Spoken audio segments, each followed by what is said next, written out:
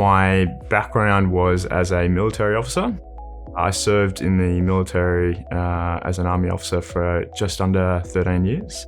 That journey started with being selected for and attending the Royal Military College in Duntroon, where I completed my officer and leadership studies.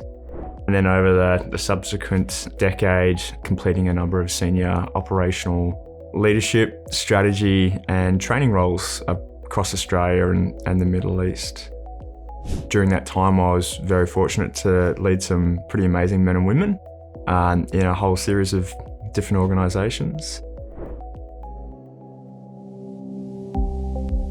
My journey with the MBA was actually first came about when I was thinking about leaving the military, and it was part of my transition strategy from being a military officer to entering private enterprise.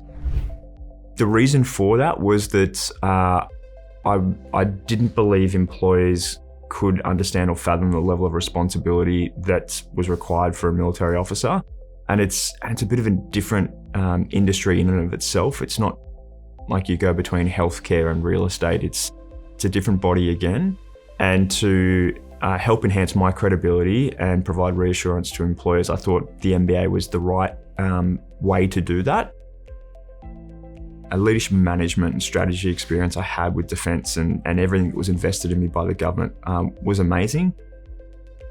I just needed to work on the business skills that weren't at the forefront when you're working in a public organisation so much.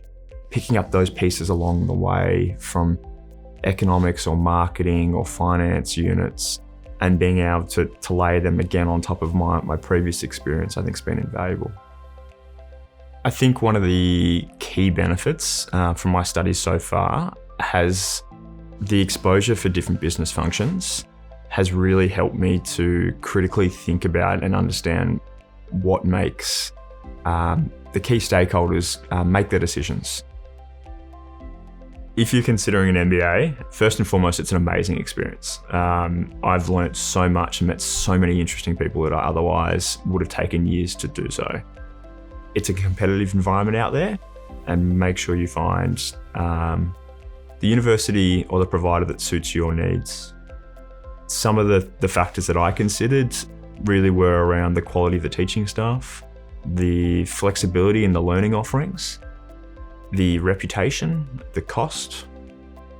These are all things that I took into consideration when I made my decision to study with Macquarie.